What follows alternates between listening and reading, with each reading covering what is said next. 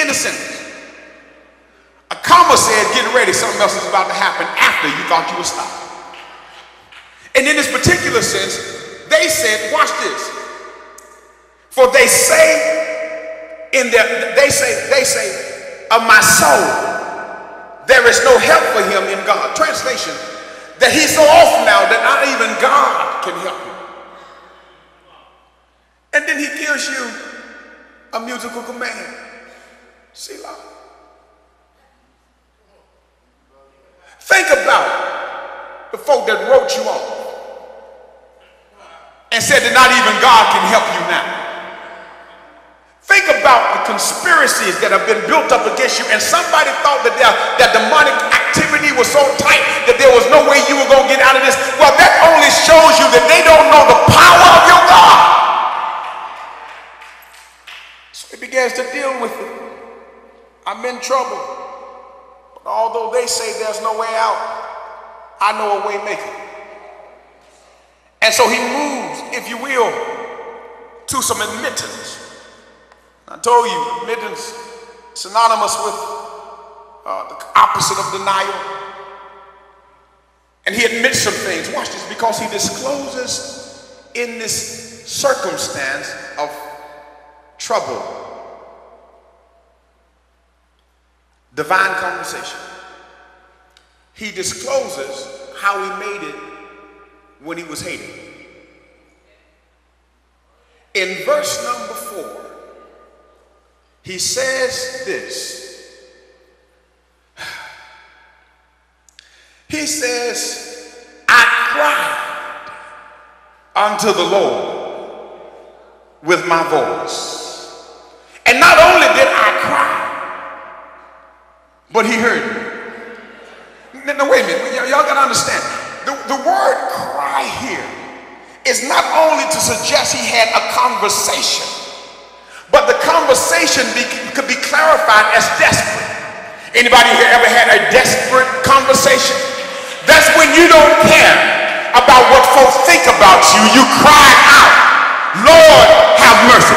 Every now and again, you got to understand that some of us ain't ready for deliverance because our dilemma has not driven us to a state of desperateness yet, to the point where you don't care about how folks think about you. See, because when you cry unto the Lord, watch this.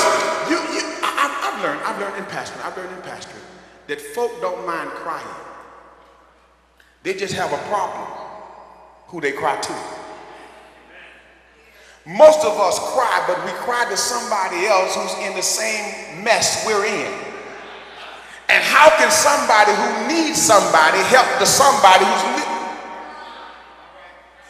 That's why he said, I cried unto the Lord, watch this, with my voice. I did a little research on that and said, why did he say my voice? Because it was part of practice among those who were politicians in this day, particularly kings, that they relied upon others, particularly priests in their city, to come and go to God for them. But some of y'all need to wake up and understand that while you waiting on the time for somebody else to hook up with you, to go to God for you, you could have been to God for yourself. You could have had a talk with him and told him everything you were going through and cried unto him while you waiting until Sunday when the problem started on Thursday. You could have been talking to God on Thursday evening saying, Lord, come and see about me. Who told you that God was only in the business of delivery on Sunday? God operates.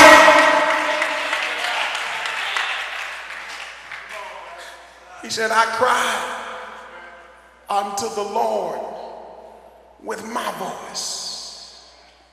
And then he says this, I cried, you listen. And then he tells us the description of divine dependence and covering. It's in verses 3 through 5. I want y'all to catch this because this is why, even though you're going through something, my disposition is not determined by my condition. In other words, the way I stand and how I look and my head being up don't mean I ain't going through something. It just means I got somebody going through the something with me. Here it is. Here it is. It's in verse 3 and 5. But thou, O Lord, art a shield. Somebody say shield. For me. My glory. Somebody say glory. And the lifter up of my head. Now, at the lifter up of my head, the lifting up of the head is causative based upon the first two things. Can I help somebody? Because when he said, but thou, O Lord, art a shield, he uses the Hebrew word magah, which literally means a hedge that stops invasion, a wall, a fortress, a stronghold that basically said that can't nothing come to me unless it comes through him. Y'all don't hear what I'm saying? That's what gives me confidence when folk think they got something on me, because it couldn't get on me unless it went through him. And if he allowed it to come through the shield, it's because he's going to use what you created for my detriment to make it up for my betterment. In other words, he's going to take the stones that you created to make me a stumbling block, and he's going to use it to create in me a stepping stone. And so this is what he does. He said, you're a shield for me. And then he uses the second Hebrew word, kabod, glory. Now I've seen people in church say, glory, glory. And can I suggest to you that what glory is in the text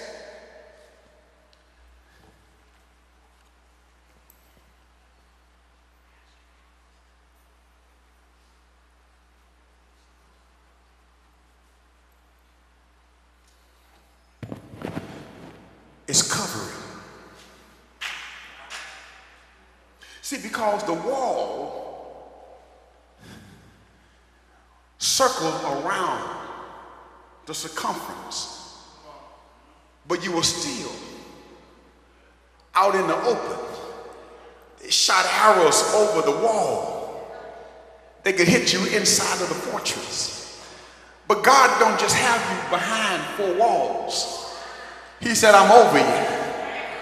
And I'm stopping stuff from hitting on you. Which means, watch this, y'all gonna get this. It ain't on you. It's on me. God takes what we can't handle. And the reason why we can keep our head up is because the stuff ain't on you.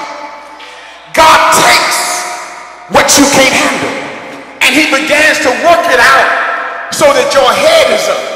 And the enemies who've been shooting all this stuff around wondering why you're still in a stand-up position, but they don't know that every time you throw something, it's not my strength, it's not my strength, but by his spirit that God keeps you standing for his name's sake.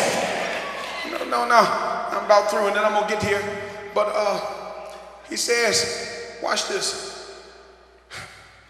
Because you're my shield and you're my glory, you're my covering. You guys stay covered. Because you're my covering, my head is up. So watch in verse number 5. Because these are the benefits of having cover. You saw where I was going there, did you remember? Look at it.